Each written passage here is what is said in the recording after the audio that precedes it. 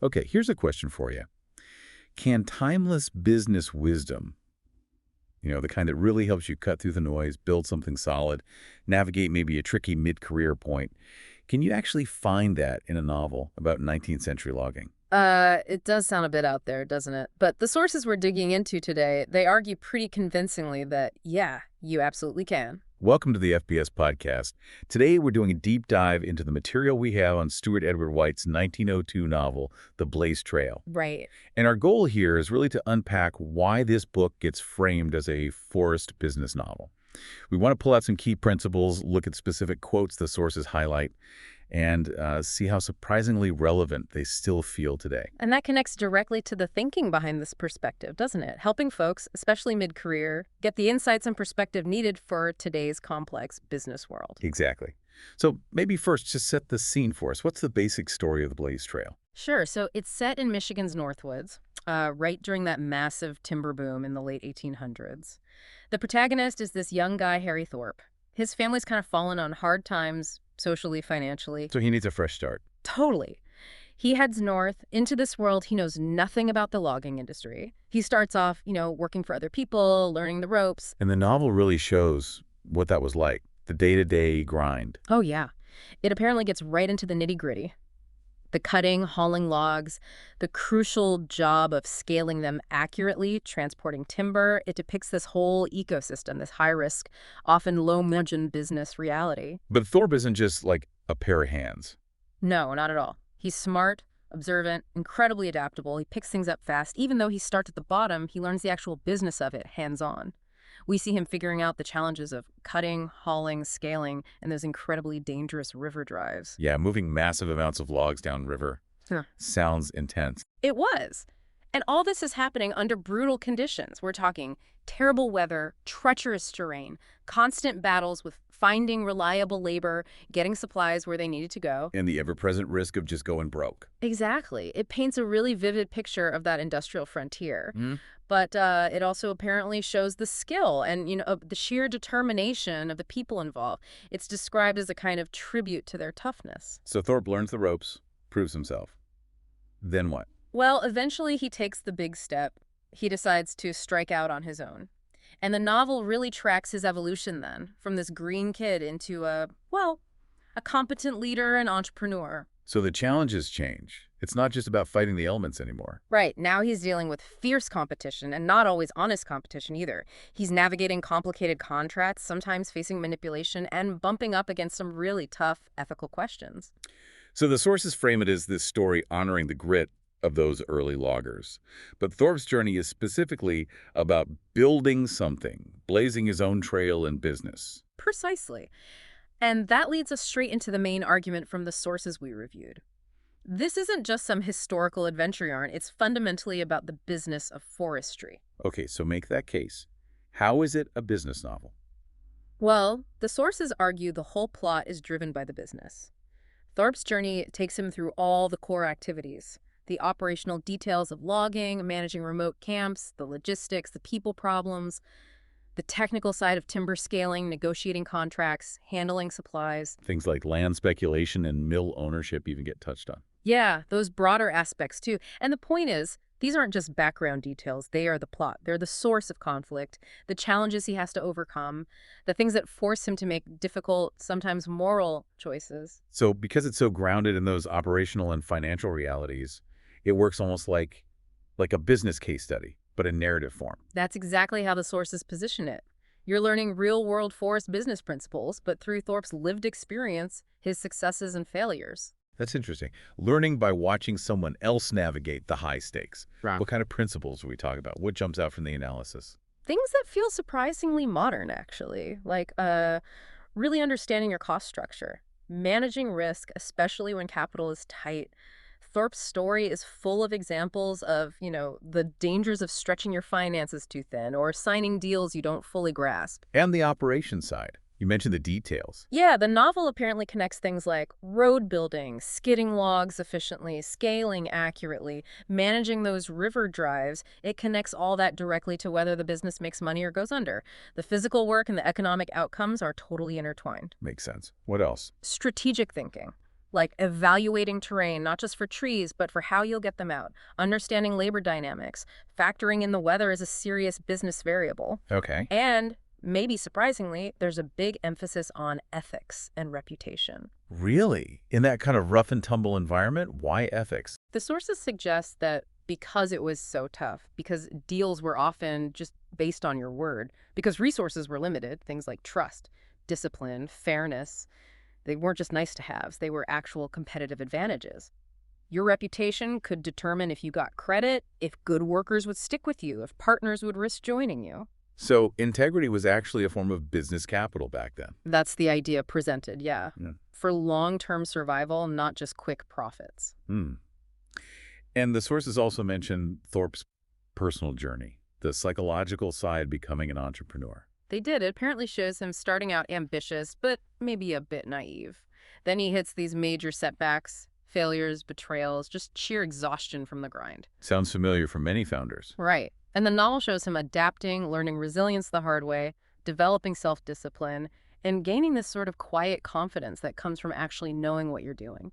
And he builds something enduring, but he understands the cost. Yes, he gets this clear-eyed view of what it takes. The sources suggest this inner transformation mirrors the kind of growth needed for leadership today, facing failure, adapting, building something resilient. Okay, this is fascinating. Let's really get into the specifics. The sources pulled out some direct quotes that illustrate these business concepts. Where should we start? Well, how about the idea of just getting things done? Initiative and resourcefulness, especially when things are tough. The analysis highlights this quote about Thorpe's mindset. If the thing could be done at all, it could be done in this way, he would do it. That's very direct, almost stark. It really captures that bias toward action, doesn't it? And resourcefulness. Like, you don't have the perfect plan or all the resources. Okay, figure out a way that works and then commit. Execute. No endless deliberation. Find a path and just go, which often means learning as you go. Absolutely. And that ties into another quote the sources emphasize, this one about learning in the field. A man learns things in the woods he never knew before, about himself, about others, about the work that counts. The work that counts. I like that phrase. Me too. Yeah. It speaks volumes about experiential learning, doesn't it? You gain insights on the ground about the work, about people, even about yourself that you just can't get from a book. It forces a certain humility, maybe, and builds this deep awareness of how everything connects. That practical, hands-on knowledge becomes a real asset. Definitely. Now, moving on from doing and learning, let's talk risk. Building a business like this was incredibly risky. There's a quote that captures the scale of Thorpe's gamble. He was staking everything on a single throw, but it was a throw where the chances lay with the bold. Wow. Staking everything. That feels intense. Is that just how it was, or is there principle there? The sources frame it as pure entrepreneurial risk-taking. Not necessarily reckless, but a calculated bet where the upside was huge, but failure meant losing it all. It kind of highlights the courage required for ventures where failure is a very real, constant possibility. And usually when you're taking those big risks, you don't have a big safety net financially. Exactly. Which brings us to the constraint of capital. This quote nails it. The road would have to be built cheap. There was not money enough to do otherwise. Yeah, that sounds like every startup founder ever. Right. It's that harsh reality of financial prioritization. Money's tight, so every decision is about keeping costs down, finding lean ways to operate, making hard choices, managing that high-stakes risk alongside severe money constraints. That's a timeless challenge shown really clearly here. Okay, initiative, learning, risk, capital. What about leading people through all this? Yeah, the book seems to offer some powerful examples of leadership under pressure. Here's one about how Thorpe's crew saw him. The men looked to him now, not for talk, but for direction, and he gave it. So it's about competence earning authority. Actions, not words, in a crisis. Precisely. In tough situations, people need clarity. They need decisive action from someone who knows what they're doing. They need direction they can follow, not just discussions. But things rarely go perfectly to plan. You don't always have the best people or the best conditions. And that's where operational resilience comes in. This quote about the river drives really captures that. You cannot always get the men you want, nor the weather, nor the timber, but you must make the drive go just the same. You just have to make it work with what you've got. It's pure constraints-based management, isn't it? You deal with the imperfections, the labor issues, the bad weather, the suboptimal resources, and you still deliver. That's fundamental to leading complex operations. then and now. Okay, so beyond just managing the immediate problems, how did Thorpe handle the bigger picture, the strategy? Well, the sources highlight how his deep practical knowledge became a strategic weapon. Listen to this about dealing with rivals. They thought they had him tied hand and foot, but he knew the woods and the timber, and he held his knowledge close.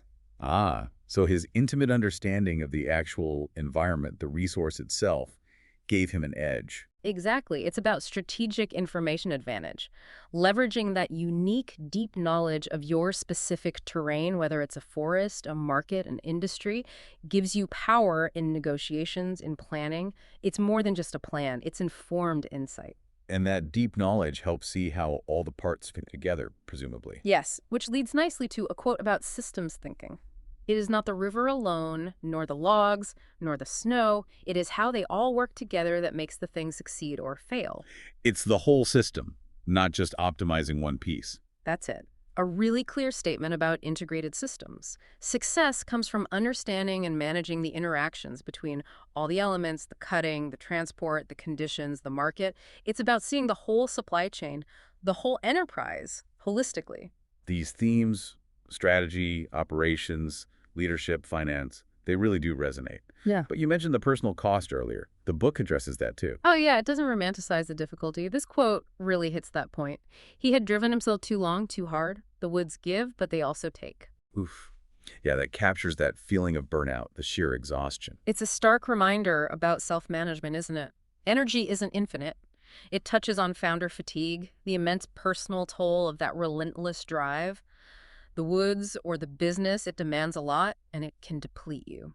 And then finally, let's circle back to ethics. The sources highlighted one more quote on that, linking choices to consequences. Yes, and this one has a kind of mythic quality to it within the world of the novel. There is a right way to handle timber and a wrong way. The forest will remember which you chose. The forest will remember. That's powerful imagery. What's the interpretation there? It points towards stewardship, ethical conduct, and long-term consequences. It applies literally to managing the resource, but also metaphorically to how you operate within the business community. Your choices, ethical or unethical, they don't just disappear. They shape your reputation, your relationship with the industry, with the market. It suggests integrity has lasting impact that the system remembers. Wow. Okay, pulling all these quotes together really makes the case.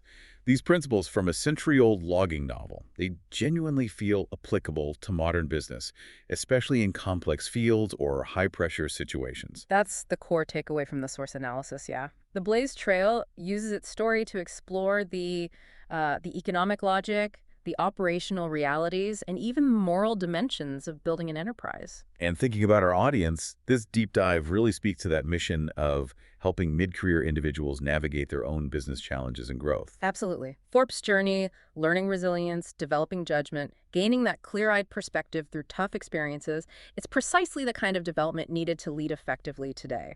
Programs that focus on, say, forest business essentials, they aim to cultivate that same adaptability and strategic thinking. It mirrors Thorpe's transformation. So looking back at this exploration, the Blaze Trail offers surprising value as a source of business insight.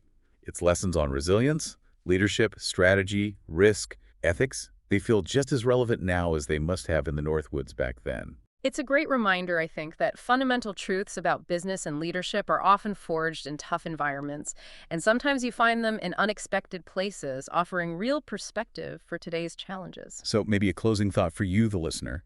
Reflect on how these timeless principles might apply to your own work, your own challenges, especially if you're navigating that mid-career path or stepping into bigger roles. And consider that idea, drawn from the novel's world. Just as the forest remembers ethical choices, maybe your market, your industry, your professional network also has a long memory about how you operate and how you lead. What kind of trail are you blazing?